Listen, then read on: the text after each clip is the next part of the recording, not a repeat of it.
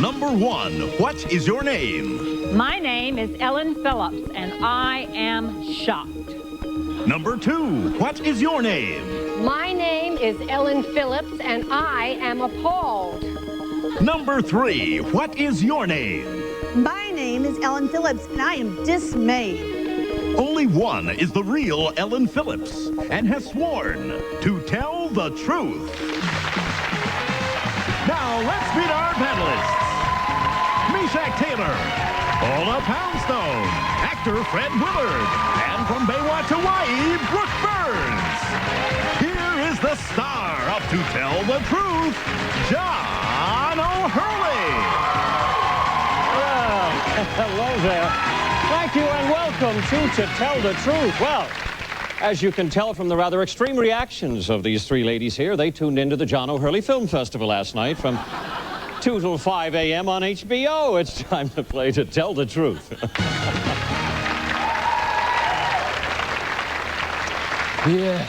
Yes. Anyone ever watched any of my films from that hour of the morning? That's usually when they're on. Yes. Oh, why am I always so tired? I can drive any film straight to video. All right. Welcome to the show. You know the way the game is played. Our three ladies here all claim to be the real Ellen Phillips. 2 are lying, and only 1 has signed a statement swearing to tell the truth. Your job will be to find out who that is. So, open up the affidavits that you have in front of you, which are seeing now for the first time. Follow along with me as I read the sworn testimony of the real Ellen Phillips. I, Ellen Phillips, wrote the book on complaining. Literally. If you have problems while traveling, getting your car fixed, or dealing with your HMO, I can help. My techniques provide profitable results and rewarding surprises. I even make my living as a professional complainer. From bad meals to defective dating services, there is nothing that can escape my poison pen. And while I am great at griping, there are times when a nice thank you is also appropriate. So the next time you find yourself arguing with an airline or battling with your bank, take it from the complaint lady. The pen is mightier than the sword. Signed, Ellen Phillips. All right, panel and audience, our three ladies here all claim to be the real complaint lady. Which one is it? Meshach Taylor, start us off, sir. Okay, thank you, John. Number 1, who complains more effectively, men or women? I think it's more of a toss-up these days, but if I had to say it, it would be women. Women, okay. Number 2, does it really help to complain? I mean, because I don't like to complain in a restaurant, for instance. Oh, send my food back and be evil about it. It definitely helps. It helps. You know, somebody could put a Smurf in your food. You don't know. Number 3, where is your book available? It's in Barnes & Noble's, Crown Books, any bookstore. Number 1, where are you from? Virginia. Number 2, where are you from? New York. Okay, and number 2, do people in New York complain more than, say, people in Virginia? Well, New Yorkers are known for complaining. They're good at it. Isn't that funny? I always thought it was Des Moines, but I guess maybe it is New Yorkers that do. Paula, on to you. Number 1, how do you make a living doing this? I ghostwrite letters of complaint for people. Really? Yes. Number 3, what did you write to the dating service? I had a problem with, actually my client had a problem with the dating service had given her really unacceptable men, and she wanted her money back, and I effectively got that back for her. And number 2, what was the last letter you wrote, and what exactly did you say so you didn't just anger the people you were dealing with? Well, I wrote a letter to an airlines, and I usually go to the CEO, the top people, and I use things like shocked, appalled, and dismayed, which is the title of my book. And these are words that are my opinion, but they also are very they impact. Shocked, appalled, and dismayed. I've heard that many times. I've gotten reviews like that. Fred, on to you. This is right down my alley. I'm always complaining, and friends are always saying, we know, Fred, we know. Number 1, what started your history of complaining personally?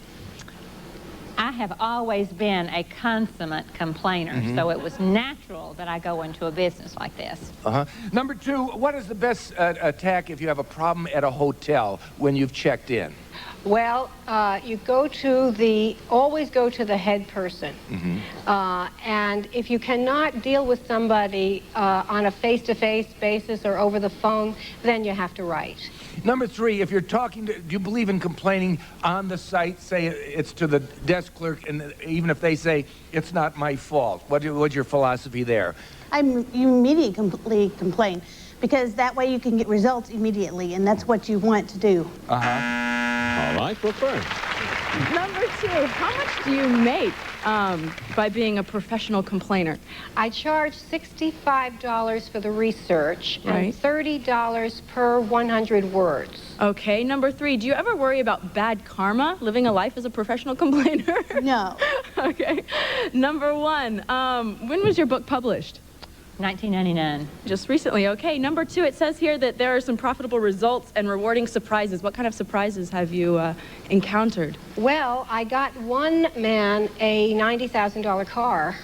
Oh, well, okay. Also, it says that there are times, number 3, when is it appropriate to say thank you? Oh, if you complain and then you get the results that you want, like you get free airline tickets, it's very nice to send a thank you letter to the person who got those for you. I see. That's all right. Sound advice. Bell is sounded. Time is up. And it's time for our celebrity panel to lock in their votes without discussion. Is it number 1, number 2, or number 3? And right now, I'll ask our studio audience here to cast their votes as well. And we'll be right back. We'll find out how everybody voted and who the real complaint lady is right here on To Tell the Truth. Do you have a story that can stump our panel? Go to uproar.com and learn how you can be on To Tell the Truth. Want to be an imposter on To Tell the Truth? Go to uproar.com and find out how. Welcome back to Tell the Truth. One of our challengers is the real complaint lady, Ellen Phillips. The other 2 are lying. Meshach, we'll begin with you. For whom did you vote? Well, thank you, John. This really does work. I know it does. It works to actually complain a little bit. Absolutely, and you must. Yeah, you must. And, and when it comes to complaining, nobody complains like people with Southern accents. Like, I'm from that part of the country, so I... Oh, easy now. Yeah, this too. Well, you can still upset about that little war thing, You have to give them a little slack sometimes. They're sensitive. But keeping that in mind, number 1 has got the most incredible accent, and I do believe that she could get you to do something for her no matter what it happened to be. So I'm voting for number 1. All right.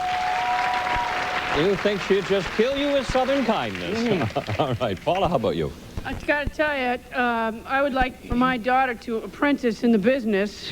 No one complains like my daughter. No one. She has a gift. It's unbelievable. It's in her blood. You don't even know you've been slimed half the time. I said to her one day, I said, she complained about something. I said, you are unbelievable. You are a gifted, skilled complainer. I said, it's not even natural. It's not even human. I said, you have been selected to represent the United States in international complaining competition next summer in France, and without missing a beat, she said, I don't want to go to France.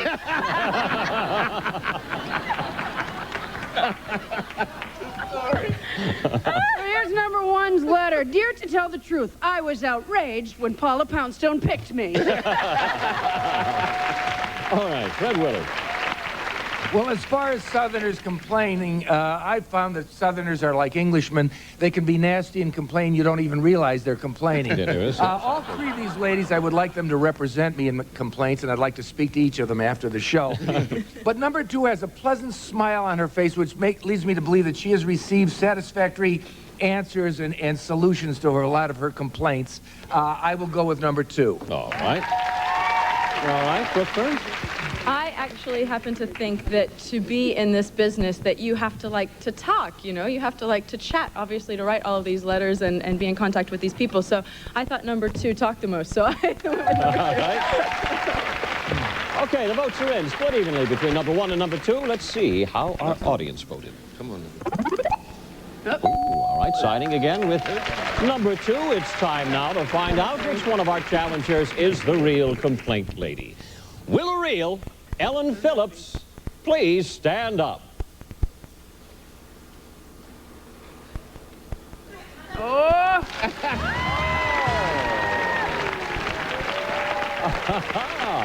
Okay. Have a seat, Ellen. We'll come back to you in just a minute. I have to agree. Number two, I thought this would be probably part of the gene pool of a New Yorker to be able to do something like this. My vote would have gone with you. Who are you and what do you do? My name is Diane Racine, and I teach English as a second language right here in Los Angeles at Fairfax Adult School. Are you from New York? Yes. You are, so we are. And number three, thank you for being with us. You also did a nice job. Who are you? I'm not the complaint lady. I'm the story lady. I dress like Mother Goose and tell stories to kids at birthday parties. And what is your name? My name is Amy Omler. Amy, thank you so much for being with us. You did a wonderful job, both of you. Now, you do have a book here, and it is called Shock, Appalled and Dismayed. Ellen Phillips, thank you so much for being with us. The complaint lady. 3 incorrect votes.